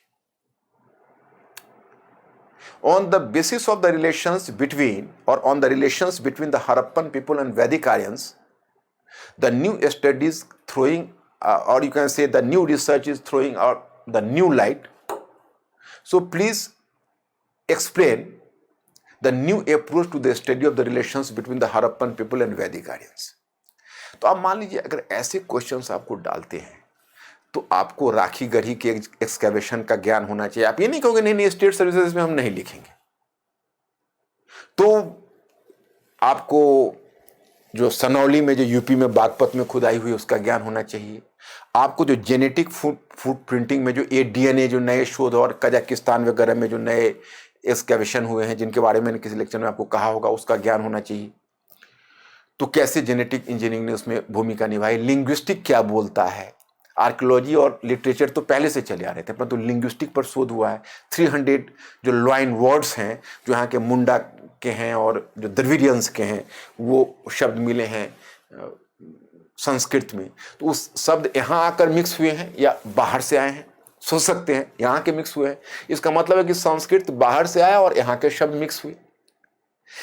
जो एडीएनए है वो तो यहाँ तक बताता है कैसे कजाक स्टेपीज से आर्यंस किस क्षेत्र से होते हुए कैसे वेस्ट एशिया में पहुंचे और कैसे भारत की तरफ आए। मतलब उनका एक टेंटेटिव टाइम पीरियड, इतना एग्जैक्ट तो एडीएनए भी नहीं बता पाता, एक टेंटेटिव, तो झुकाव हो गया है बाहर से आने का। खैर एनीवे, माय पॉइंट इज, फिर राखी गरी के एक्सकैवेशन ने सिद्ध कर दिया कि आर्यन इन्वेजन तो बिल्कुल नहीं हुआ, और या आर्यंस ने हड़प्पन सिविलाइजेशन को फाउंड किया, ये भी सिद्ध नहीं हो पा रहा है। तो दोनों थियरी गलत हो रही है। तो मैं ये बताना चाहता कि अगर ये हम नई बातें नहीं लिखेंगे तो यूपीएससी स्टेट सर्विसेज का जो कोई एग्जामिनर बैठा हुआ है, हो सकता है कि आपको नए रिसर्च के बारे में ना लिखने के लिए आपको पनिश ना करे। लेकिन यह कैसे हो सकता है कि आप नए रिसर्च लिखते हो तो आपको रिवार्ड नहीं दे? कैसे संभव है? जिस समय आपकी कॉपी में नई बातें होगी तो वो तो एक्साइटेड हो जाएगा, वो तो बाकी कॉपियों से आपकी कॉपी को अलग करके मार्क्स देंगे। कैसे संभव है वो? तो ये चीज जानिए। अब जैसे जो नई स्टडीज होती है, नए स्टडीज में जैसे इन्वायरमेंटल स्टडीज है, कल्चरल स्टडीज है और जेंडर स्टडीज है, ये तीन बड़ा ही थ्राइविंग एरिया है। इन्वायरमेंटल पर्यावरणीय अध्ययन या पर्यावरण का अप्रोच या अध्ययन। दूसरा जेंडर स्टडीज मतलब लैंगिक अध्ययन, मतलब पुरुष महिला संबंध, पैट्रियार्की और महिला में क्या संबंध। तीसरा हुआ आपका कल्चरल स्टडीज। कल्चरल स्टडीज को हिंदी नहीं शब्द आता है, कल्चरल स्टडीज ही आपको देवनागरी स्क्रिप्ट में लिखना पड़ेगा, जो कहता है कि हम एलिट के बारे में नहीं, हम मार्जिन पर जो लोग हैं उनके बारे में पढ़े। अब बिना इस स्टडीज का आपका काम कैसे पूरा होगा, चाहे यूपीएससी या स्टेट सर्विसेज है। एक उदाहरण बताता हूं। आप यूपीपीसीएस के 2015 के हिस्ट्री के ऑप्शनल पेपर को उलट कर देख लीजिए। आपको उस ऑप्शनल पेपर में पूछा हुआ है कि 1857 के महाविद्रोह में महिलाओं की भूमिका, 1857 के महाविद्रोह में महिलाओं की भूमिका पर प्रकाश डालिए। अब अगर आप मेन स्ट्रीम बुक्स में पढ़ोगे तो महिलाओं का जो आइडेंटिफाइड चेहरा आपको 3 दिखेंगे। एक बहादुर शाह जफर की जो रानी थी जीनत महल, दूसरा रानी लक्ष्मीबाई वीरांगना, और तीसरा अवध की बेगम जो ब्रिटिश कादर की मां थी। तो आप देखेंगे कि इन 3 महिलाओं के बारे में या उनकी भूमिका के बारे में आप देंगे तो यही कहना है सबाल्टर्न हिस्टोरियंस का या कल्चरल स्टडीज वालों का कि हिस्ट्री का जो अप्रोच रहा है वो अप्रोच हमेशा सेंटर पर रहा है। एक तो गंगा घाटी सेंटरिक रही है, यानी गंगा घाटी को ही केंद्र बनाकर चली है, और दूसरा कि वह केवल पुरुष प्रधान रहा है। तो खैर चलिए, एक बी रामचंद्र रेड्डी, विशंपति रॉय और एक और हिस्टोरियंस है राजशेखर बसु, इन तीनों ने साउथ इंडिया पर शोध करके दिखाया कि भाई ये बात गलत है कि 1857 में साउथ इंडिया एक पीसफुल रीजन रहा, वहां भी रिवोल्ट हुए। तो क्या अब लता सिंह एंड चारू गुप्ता, इन दोनों महिलाओं ने रिसर्च करके दिखाया कि अरे महिलाओं की और भी बहुत सारी भागीदारी रही है। अब माना गया तवायफों की भागीदारी रही है। जैसे कानपुर की मशहूर तवायफ थी जीजन अली, जीजन बाई, उसकी भूमिका के बारे में शोध किया गया है। फिर जो दलित महिलाएं थी उसके पर चारू गुप्ता ने फोक टेल्स के आधार, फोक टेल का मतलब लोक साहित्य के आधार पर उसने उन महिलाओं की खोज की, और उसमें बहुत सारे महिलाएं आपको दिख जाएंगी जो दलित महिलाएं हैं, जिसकी मैं पूरी सूची अपने बच्चों को देता हूं।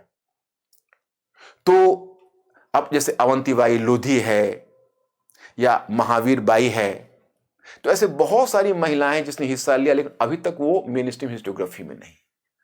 अब आप अगर 1857 के महाविद्रोह में महिलाओं की भूमिका पर यूपीपीसीएस में लिख रहे होगे और ये नई रिसर्च आप लिखोगे और दूसरे बच्चे नहीं लिखेंगे, तो क्या आपको एग्जामिनर मार्क्स नहीं देंगे? आपको ऐसा लगता है? वो तो अगर सपोज करिए, मैं ये नहीं कहता हूं, लोग तो बहुत स्कॉलर्स लोग होते हैं, अगर सपोज करिए वो रिसर्च से स्वयं वाकिफ नहीं भी होंगे, लेकिन आपने हिस्टोरियंस के नाम के साथ उस रिसर्च के बारे में वो महिलाओं का नाम आप देंगे, तो बहुत बहुत प्रभावित होंगे और आपके बहुत अच्छे मार्क्स देंगे। तो ये बात कहां से आ गई कि इसमें मार्क्स नहीं देते हैं? तो ये प्रॉब्लम तो हमने इसका उत्तर दिया। अब हम 2-3 और पहलुओं की चर्चा करके तब इसको समाप्त करना चाहेंगे। 2-3 और चीजें क्या क्या रिक्वायर्ड है, पॉइंट्स के बारे में, बाकी बातों के बारे में हम बताएंगे। In this way my students, you can see if you are just going to mention about the latest research, so that will definitely prove a plus point, a strong point in your writing. आपके लेखन में यह एक सशक्त बिंदु सिद्ध होगा। It will prove a very strong point in your writing. तो चलिए, कुल मिलाकर ये बात तो हो गई कि हमें किस प्रकार से स्टेट सर्विसेज में क्वेश्चंस के पैटर्न कैसे होंगे और हिस्टोग्राफी कितनी इंपॉर्टेंट होगी, लेटेस्ट रिसर्च का क्या रोल होगा, सोर्सेस ऑफ स्टडी की क्या भूमिका होगी। अब एक प्रश्न आपके दिमाग में फिर आ रहा होगा जो उससे जुड़े हुए, जिसकी चर्चा मैंने पीछे नहीं की है, लेकिन मैं यहाँ उस पॉइंट को डालता हूँ। एक आपके मन में नेचुरल जिज्ञासा होगी कि हिस्टोरियंस के बारे में क्या विचार है, द रोल ऑफ हिस्टोरियंस, मतलब हिस्टोरियंस के नाम को कोट किया जाए या नहीं। कि कई बच्चे पूछते हैं कि सर हम इतिहासकार के नाम को लिखते हैं या नहीं लिखें। ये बहुत ही, आज से नहीं, मैं जब अपने स्टूडेंट लाइफ में था तो सिविल सर्विसेज के फील्ड में ये हमेशा विवादास्पद मुद्दा रहा, लेकिन आज की तारीख में मैं देखता हूं तो ये कोई मुद्दा ही नहीं है। To quote the name of historians is definitely a good thing. अगर आपके पास हिस्टोरियंस का नाम है तो that may prove strength in your writing. अगर आप इतिहासकार का नाम लिख सकते हैं तो मैं आपको बताऊं कि हिस्ट्री का स्टैंडर्ड तो यही है कि हिस्टोरियंस का नाम हो। लेकिन चूंकि क्वेश्चन के साइज 200 वर्ड्स के होते हैं, क्वेश्चन की प्रकृति यूनिवर्सिटी से अलग होती है, हिस्टोरियंस का नाम प्राय नहीं दिया जाता है। लेकिन this is not a hard and fast rule. You will find, you can say various exceptions as well. आपको बहुत सारे अपवाद मिलेंगे। आप कुछ क्वेश्चंस ऐसा देखेंगे जिन प्रश्नों का उत्तर आप हिस्टोरियंस का नाम कोट किए बिना नहीं दे सकते। अब अगर आपसे वह पूछें कि हड़प्पा सभ्यता के पतन में आर्य अकस्मात विघटन या अकस्मात पतन, या आपसे अकस्मात न पतन न पूछकर आपसे पूछें कि हड़प्पा सभ्यता के पतन में आर्य आक्रमण की अवधारणा क्या है, क्या आप इससे सहमत हैं? तो जब आप, once again I am just giving translation in English, in the study of the decline of Harappan civilization, what is the theory of Aryan invasion? Do you agree with the view of this theory? And do you agree with this view? तो अगर आपसे वह पूछते हैं क्या आप इससे सहमत हैं, तो ऐसी स्थिति में आपको हम मॉर्टिमर व्हीलर का नाम कोट करना होगा, क्योंकि मॉर्टिमर व्हीलर ने यह थियरी दी थी। हालांकि कई और विद्वानों ने इसके विषय में रेफरेंस दिया था अर्लियर, लेकिन उसको थियरी का रूप देने का श्रेय मॉर्टिमर व्हीलर को है। तो वहाँ आपको उसका नाम देंगे और फिर एक दो उन हिस्टोरियंस का नाम देंगे जो उससे स्ट्रांगली डिसएग्री करते हैं, और किस आधार पर डिसएग्री करते हैं वह व्यू भी आपको देना होगा। तो वहाँ तो आपको हिस्टोरियंस का नाम कंपल्सरीली कोट करना चाहिए। वैसे भी मैं आपको बताऊं कि हम किसी की विचारधारा लेते हैं परंतु उनका नाम नहीं देते हैं, तो एक तरह का प्लेजरिज्म होता है जो एकेडमिक वर्ल्ड में अच्छा नहीं माना जाता। लेकिन हमारे कॉम्पिटिटिव एग्जाम में हम स्टूडेंट्स इस प्लेजरिज्म पर ही खड़े होते हैं, क्योंकि दूसरा कोई रास्ता नहीं है। आप कॉम्पिटिटिव एग्जाम में उम्मीद नहीं कर सकते कि एग्जामिनर को आप ये सारी चीज़ें दे सकें या आप हिस्टोरियंस के नाम को कोट कर सके। आपके पास उतने नामों के स्टॉक ही नहीं है। तो आप उसमें एक आध नाम किसी क्वेश्चन में देकर क्यों अपनी भग पिटवाने की बात है। तो इसलिए अगर वो हमसे हिस्टोरियंस का नाम कोट नहीं करते हैं या नहीं पूछते हैं तो we are not having any sort of problem. एक दो मुद्दे में और आपसे डिस्कस करना चाहूंगा। जैसे आप और हमने हिस्टोग्राफी पर काफी चर्चा की, इतिहास लेखन पर काफी चर्चा की। अब मैं एक फर्क बताता हूं आपके यूपीएससी के क्वेश्चन और स्टेट सर्विसेज के क्वेश्चन का। आप देखें गौर से। जैसे देखिए इस क्वेश्चन को, एक साधारण सा यूपीएससी में, अगर यही क्वेश्चन यूपीएससी में हो, मैं चोल स्थापत्य की बात कर रहा, मैं हिंदी में बोलता फिर इंग्लिश में ट्रांसलेट करके आपको बताता हूं कि चोलकालीन स्थापत्य, चोलकालीन स्थापत्य, चोलकालीन स्थापत्य, चोलकालीन स्थापत्य के रूप विधान, स्थापत्य के रूप विधान, रूप विधान एवं वर्ण विषय, रूप विधान एवं वर्ण विषय, वर्ण विषय, विशिष्ट विशिष्ट राजनीतिक एवं आर्थिक कारक की उपज है, आर्थिक कारक की उपज है।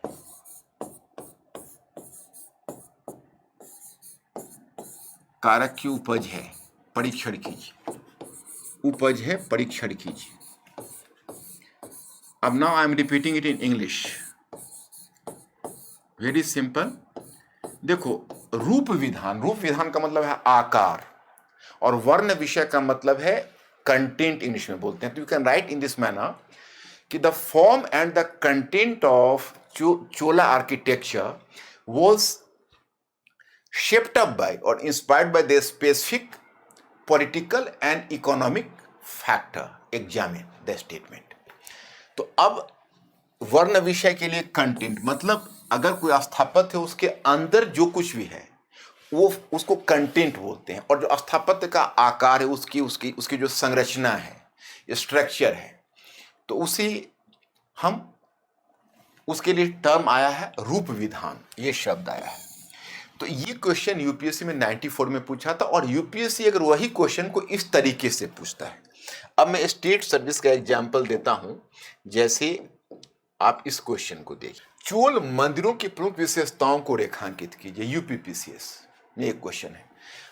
स्टूडेंट्स बोलेंगे कि अरे कितना स्ट्रेट क्वेश्चन है, यूपीएससी के क्वेश्चन कितने कॉम्प्लिकेटेड है, ये तो बिल्कुल स्ट्रेट क्वेश्चन है। स्ट्रेट आप लिखिए। आपको लिखना कितने में है? 200 वर्ड्स।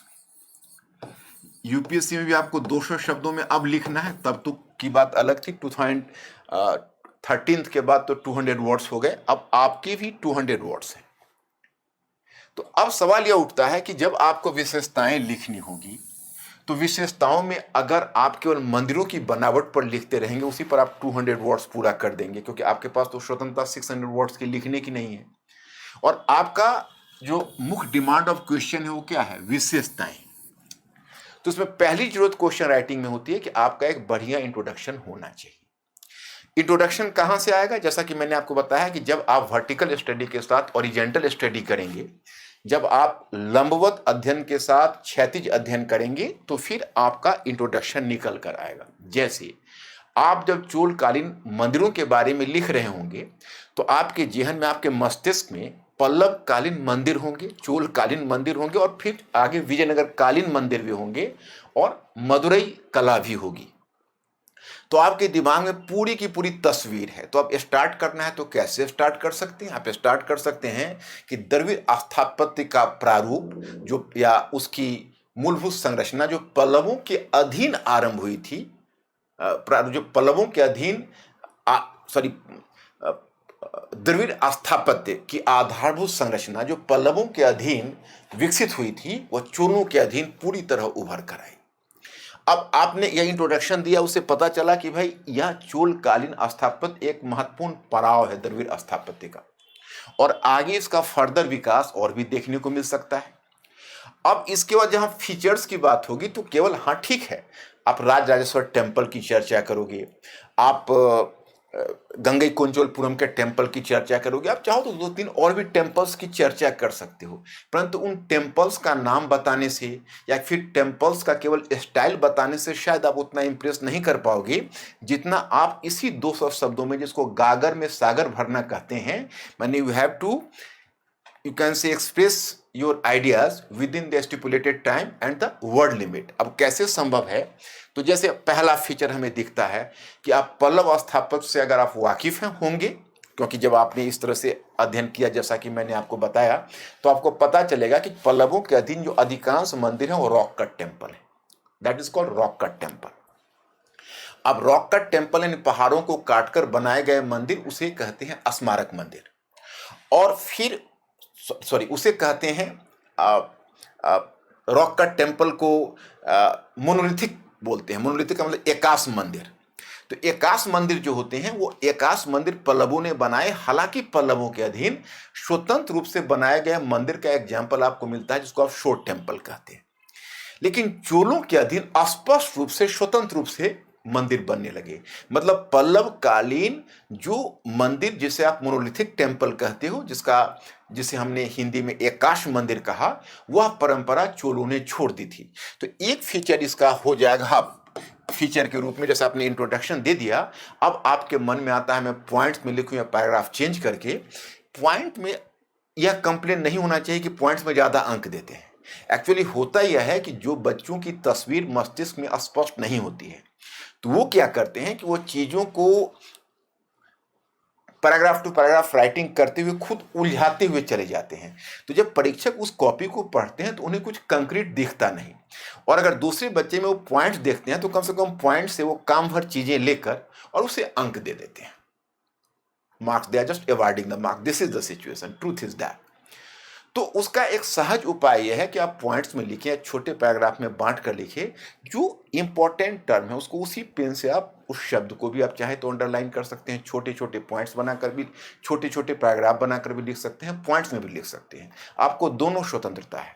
हाँ, एक बात अवश्य है कि आपको मुख्य रूप से क्वेश्चन का डिमांड लिखना है। तो आप यहाँ फीचर्स के बजाय अगर मंदिरों का वर्णन करने लगेंगे तो फिर वह क्वेश्चन की मांग के अनुकूल नहीं होगा। That is not according to the requirement of the question. So we have to follow the demand of the question. Features का मतलब या 1 2 3 4 5, आपको जितने फीचर्स आप जुटा सकते हैं। तो पहले फीचर में आप लिख सकते हैं कि from monolithic pillar and from monolithic temple to free standing temple, माने एकाश मंदिर से स्वतंत्र रूप से बनाए गए मंदिर की ओर। दूसरा आप देख सकते हैं विशाल का आकार, यानी चोल कलाकारों ने राक्षसों की तरह सोचा और जौहरियों की तरह तराशा। क्योंकि मंदिर है, आप समझ सकते हो, वहाँ उदाहरण तो बृहदेश्वर मंदिर 196 फुट ऊंचा उसका शिखर है, उसके ऊपर फिर स्तूपिका रखा गया है 8 टन का। तो अब उसके आकार के बारे में आपने बता दिया। तीसरा, उसमें स्पेसिफिक स्टाइल। जैसे देखिए, मंडप पहले से बन रहे हैं, कोई नई चीज नहीं है, और खंडीय शिखर भी पहले से बन रहा है, परंतु दोनों ने स्पष्ट आकार इस काल में ग्रहण किया। और सबसे महत्वपूर्ण रूप में आप शैलीगत विशेषता के रूप में गोपुरम दे सकते हैं, तो आपने उसे दे दिया। अब उस काल के जो राजनीतिक कारक है, जो सामान्य बच्चे नहीं लिख पाएंगे, उस राजनीतिक कारक को आप दिखाइए। जैसे चोल शासकों की गरिमा उन मंदिरों में व्यक्त हुई है। अब आप समझ सकते हो कि चोल शासकों ने अपनी प्रतिमाएं मंदिरों में स्थापित कराई। क्यों? वैधता, दे वर इन सर्चिंग लेजिटिमेसी, तो वह फैक्टर, राजनीतिक फैक्टर आ जाएगा। और फिर आप देखेंगे जैसे बृहदेश्वर टेम्पल में कहते हैं कि 196 फुट ऊंचे शिखर पर जब 8 टन की स्तूपिका रखी गई तो 8 चंपक लक्ष्मी मानती हैं, और इस तरह के और भी कुछ हिस्टोरियंस इसका सपोर्ट करते हैं कि यह एक तरह से अगर देखा जाए तो ये जो शिखर हैं, जो खंडीय शिखर हैं, एक के बाद दूसरा खंड, वह शिखर एक तरह से पराजित शासक और सामंतों को सिंबलाइज करते हैं, जो डिफीटेड किंग्स हैं एंड लॉर्ड्स हैं, जिसको राजा प्रथम ने पराजित किया था, उसको सिंबलाइज करते हैं। और स्वयं जो स्तूपिका है वो राजा स्वयं है। तो अब उतना तो आप नहीं लिख सकते कि और राजनीतिक औदात्य के बारे में लिख दे कि भाई वो कहीं ना कहीं राजतंत्र की गरिमा को व्यक्त करता है, तो भी चलेगा। आप उदाहरण मंदिरों का दे दे, प्रतिमाएं स्थापित कराई, वो आप कर सकते हो। सामाजिक फैक्टर में आप दिखा सकते हो कि ब्राह्मणवाद का उद्भव हो रहा है। ब्राह्मणों ने अपने प्रभाव क्षेत्र को बढ़ाने के लिए अपने आप को एक तरह से भक्ति आंदोलन से भी जोड़ लिया है। तो फिर क्या है कि उनके द्वारा फिर उन मंदिरों को निर्माण, उन्हें संरक्षण देकर, उनके साथ जुड़कर ब्राह्मणों की भी सामाजिक स्थिति मजबूत हो रही है। आर्थिक कारक क्या है, तो उत्तर के मंदिरों की तुलना में दक्षिण के मंदिर आर्थिक भूमिका बहुत ज्यादा निभाते, तो बड़ी संख्या में कर्मचारी रखे जाते। इसके अलावा तो देवदासियां वगैरह तो होती ही, तो मंदिरों में बहुत सारे कमरे बनने लगे, तो मंदिरों का क्षैतिज विस्तार होने लगा, मतलब मंदिर की चौड़ाई बढ़ने लगी। तो अब उसके प्रवेश द्वार छोटे पड़ने लगे, तो धीरे धीरे प्रवेश द्वार को ऊंचा उठाया जाने लगा। गेट, उनका गेटवे कह सकते हो, दैट वाज कॉल्ड गोपुरम, उसको गोपुरम कहा गया। एक समय ऐसा आया कि गोपुरम अपने आकार में शिखर को भी पीछे छोड़ दिया। तो मैं आपको यह बताना चाहता कि थोड़ा सा एक दो पंक्ति में आर्थिक, राजनीतिक और सामाजिक आप लिखते हैं, तो यही तो यूपीएससी के क्वेश्चन का भी डिमांड था। इसमें आप विशेषताएं में केवल आप मंदिरों के बारे में या फिर उनके स्टाइल के बारे में लिखेंगे, और कोई और स्टूडेंट उनको संक्षिप्त में लिखने के बाद थोड़ा सा संकेत राजनीतिक, आर्थिक और सामाजिक कारकों की ओर भी दे देता है। चूंकि विशेषताएं आपको लिखनी है, तो क्या एग्जामिनर उससे इंप्रेस नहीं होंगे? आपको ऐसा लगता है? ऐसा कभी हो सकता है? वो डेफिनेटली उसके मार्क्स सारे स्टूडेंट्स के मार्क्स से अलग हो जाए।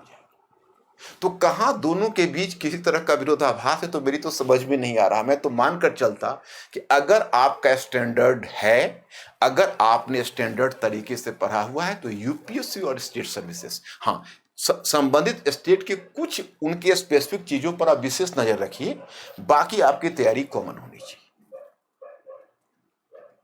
ताकि आप एक साथ कई एग्जाम दे सकें और जरूर समझें तो हर जगह एक्सेल कर सकें। और क्वेश्चन राइटिंग का सवाल है। फिर इसके आगे मैं एक मुद्दा कहना चाहूंगा कि आप कहते हैं क्या डायग्राम बनाना चाहिए? यस, अगर पॉसिबल हो, नहीं सारे क्वेश्चंस में। अब इसी में बताएं आपको 15 क्वेश्चंस लिखने, 15 क्वेश्चंस। अब अगर सारे क्वेश्चंस में डायग्राम बनाने शुरू करेंगे तो आपके तो आधी भी क्वेश्चन नहीं हो पाएंगे। और दूसरी बात है, अगर किसी क्वेश्चन पर आपको 12 से 14 मिनट लिखने को मिल रहा है, या मैक्सिमम 12 से 14 मिनट, उससे ज्यादा तो आपको मिलेगा नहीं, 12 मिनट्स हो सकता है। तो अब अगर दोनों में समय की क्राइसिस है, आपको डायग्राम बनाना है और राइटिंग करनी है, तो प्राथमिकता तो आप राइटिंग को देंगे। डायग्राम आपके राइटिंग का विकल्प तो नहीं है, सप्लीमेंट्री है। जैसे इसमें अगर आप तेजी से मंदिरों का, अगर आप में इतनी हुनर है, थोड़ा सा मंदिरों का आकार खींच सकें और तब लिख सके तो बढ़िया है। तो डायग्राम को हम, बहुत सारे सक्सेसफुल स्टूडेंट्स इस बात को मानते हैं कि डायग्राम बनना चाहिए, और हम समझते हैं कि जहां जरूरत हो। जैसे मेरा एक स्टूडेंट था, वो वर्ल्ड हिस्ट्री में बताया कि वो कि सर क्वेश्चन यह था कि फ्रांस की क्रांति ने विशेषाधिकारों पर आक्रमण किया, न कि संपत्ति पर। तो उसने कहा कि सर हमने यूरोप का डायग्राम बना दिया, यूरोप का मैप ड्रॉ किया, उसमें फ्रांस को प्लॉट कर दिया।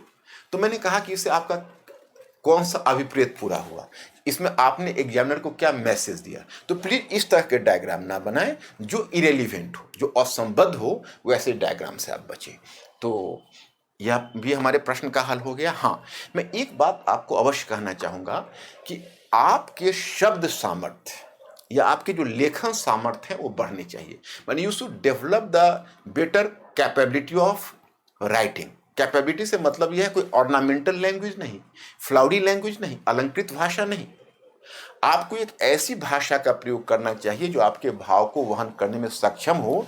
धीरे धीरे आप भाषा को वर्णनात्मक से विश्लेषण परक रखिए, जिसमें कम शब्दों में आप अधिक बातें कह सकें। जितनी आपकी भाषा परिष्कृत होगी, मतलब उतने ही कम शब्दों में आप अधिक बातें कह सकेंगे। यूपीएससी के तो गजट में भी देते हैं, economy in language will always be prized. मतलब जो आप अगर कम शब्दों में ज़्यादा बातें कहने में सक्षम हैं, तो वहाँ पर उसकी तारीफ ही होती है। लेकिन अब ऐसा नहीं है कि आप सेंटेंस ही पूरा ना लिखे, पॉइंट से लिख दें, वो नहीं। सेंटेंस तो पूरा होना चाहिए। कोशिश यह करनी चाहिए जहाँ आप 5 सेंटेंस लिख सकें, वहाँ उसको अगर आप 2 सेंटेंस में काम चला सके, उसमें अगर आप संकेत कर सके, तो उतनी ही बातें आप लिख पाएंगे। तो इस बात पर थोड़ा ध्यान देना है। तो यह भी हमारा फैक्टर हो गया। अब मैं उस लास्ट मुद्दे पर पहुँचता हूँ कि एक बच्चे ने यह कहा कि हमने सर एक क्वेश्चन ट्राई किया था, और हमने नहीं, हमारे एक फ्रेंड ने, जिसका मैंने एग्जाम्पल दिया कि अमेरिकी क्रांति एक वयस्क हो रहे उपनिवेशी समाज में स्वाभाविक और अपेक्षित घटना थी, इसका परीक्षण कीजिए। Means American revolution proved American Revolution proved a natural and inevitable event in the history of a colony which was going to mature. अब मान लीजिए क्वेश्चन है, एग्जामिन द स्टेटमेंट। अब इस क्वेश्चन में आप जरा गौर करें कि उस मेरे स्टूडेंट ने कहा कि मेरे एक फ्रेंड ने केवल कारण सभी लिखकर चले आए तो एग्जामिनर ने उन्हें अंक दे दिए। अब मैं आपको इसको एक्सप्लेन करके बताता हूँ। इस क्वेश्चन का पहले एक्सप्लेन करिए कि उपनिवेशी समाज में स्वाभाविक और अपेक्षित घटना थी, एक वयस्क हो रहा है। इसका मीनिंग क्या है? इसका मीनिंग यह है कि जो कॉलोनियल स्ट्रक्चर होता है, जो उपनिवेशवाद होता है, उसमें एक आंतरिक विरोधाभास होता है, आंतरिक विरोधाभास। It was facing an internal contradiction. वो आंतरिक विरोधाभास यह है कि अगर कोई उपनिवेशकर्ता देश, जिसको आप मेट्रोपोलिटन स्टेट कहिए या मातृदेश कहिए, सो actually the metropolitan state is just colonizing a region with the purpose of economic exploitation। मतलब कोई भी जो मेट्रोपोलिटन राज्य होता है वो कोई उपनिवेश बनाता है ताकि उससे उसे आर्थिक लाभ मिले। तो उसमें क्या होता है कि जो वह अपने आर्थिक शोषण के क्रम में उसे काफ़ी पीड़ा पहुंचाता है, उसे काफ़ी दर्द देता है। In course of economic exploitation ही just you can say causes too much injuries to this particular society और कम्युनिटी, यू कैन से। तो उसके मन में एक दर्द होता है, या आप कह सकते हो कि एक प्रतिक्रिया होती है। फिर ये तो एक पक्ष हुआ। दूसरा पक्ष हुआ कि वह जो मेट्रोपोलिटन स्टेट होता है, जो कॉलोनी बनाता है, महानगरीय राज्य कहिए या उसको मदर स्टेट भी बोलते हैं, तो वह एक तरफ उसका शोषण करके उसे पीड़ित भी कर देता है, और दूसरी तरफ वह अपने लाभ के लिए कुछ ऐसी संस्थाओं की स्थापना करता है जिन संस्थाओं के संपर्क में संबंधित समुदाय या देश में राष्ट्रवाद की चेतना घर करने लगती है, आ जाती है। जैसे इंडिया में आप इंग्लिश एजुकेशन को ले सकते हैं, या वेरियस टाइप्स के जो इंस्टीट्यूशंस बने थे उसे भी आप ले सकते हैं। तो जैसे रेलवेज को ले सकते हैं, इंटीग्रेशन, पॉलिटिकल इंटीग्रेशन को ले सकते हैं। ये सब तो ब्रिटिश ने अपने लाभ के लिए किए। वही ब्रिटिश ने अमेरिका में भी कुछ संस्थाएं ऐसी बनाई अपने लाभ के लिए, तो उसके संपर्क में अमेरिकी लोगों में वो राष्ट्रवादी चेतना आ गई। और अमेरिकी लोगों के साथ एक अतिरिक्त बात यह थी, that was an additional factor, कि वे ब्रिटिश मूल के ही थे, इसलिए उनमें वह चेतना ज़्यादा पहले जग गई। अब मैं बताता हूं कि पूरे कारण लिखने के बजाय अगर इन मूल बातों पर गौर करते हुए फिर उसको एविडेंस आप दीजिए, आप एक्सप्लॉइटेशन का एविडेंस दीजिए। नेविगेशन एक्ट कैसे उस पर थोपा गया, फिर कैसे ग्रेनविले ने कुछ इस प्रकार के कोर्सिव लॉज और टैक्सेस वहां लगाए, और फिर यह भी दिखाइए किस प्रकार से अमेरिकी उपनिवेश एक बनता हुआ राष्ट्र था। तो उसमें क्या एग्जामिनर उसमें मार्क्स नहीं देंगे? ऐसा हो सकता है? कॉजेज, अगर किसी बच्चे ने 6 कॉजेज दिया होगा, तो आपने एक कहानी तो सुनी है, रामायण की कथा प्रसिद्ध है कि जब वो शायद मैं भूल रहा हूँगा तो आप मुझे याद दिलाएंगे, कि वो हनुमान जब वो लक्ष्मण के लिए जब संजीवनी बूटी लेकर आने वाले थे, तो पहाड़ों पर कुछ रावण ने कुछ इस तरह के मेस्मेरिज्म कर दिए जिसमें एक संजीवनी बूटी को पहचानना उनके लिए मुश्किल हो रहा था। तो उन्होंने पूरे पहाड़ को ही उठाकर ले आए और फिर वैद्य के सामने विकल्प दे दिया कि आप तो पहचान सकते हैं, आप चुन लीजिए। तो क्या हम भी परीक्षक के सामने पूरे के पूरे फैक्टर्स डालकर we have to give a choice to examiner कि आप अपने काम की चीजें इसे निकाल लें? ऐसा नहीं होता है। आप अगर क्वेश्चन को समझते हैं, उसको सही डायरेक्शन में आंसर लिखते हैं, तभी आप अव्वल दर्जे से पास हो सकते हैं, तभी आप टॉपर हो सकते हैं, तभी आप ऊंचाई पर पहुंच सकते हैं। तो मैं स्टूडेंट्स, मैंने कुछ ये बातें आपको मैसेज देना चाहा, क्योंकि मैं पिछले काफ़ी सवाल इस मुद्दे पर उभरते रहे थे समय समय पर, और मुझे भी लगता था कि नहीं, स्टूडेंट्स के बीच इस तरह का कन्फ्यूजन डिस्पेल होना चाहिए, हटना चाहिए। तो मैंने ये सारी बातें आपसे डिस्कस की। अब मैं अगले वीक में आऊँगा तो फिर मैं अपने पुराने लेक्चर्स को रिज्यूम करूँगा, लेकिन मुझे लगता है कि यह लेक्चर आपके लिए बहुत उपयोगी सिद्ध होगा। Thank you very much. I will see you next week. Thank you. नमस्कार।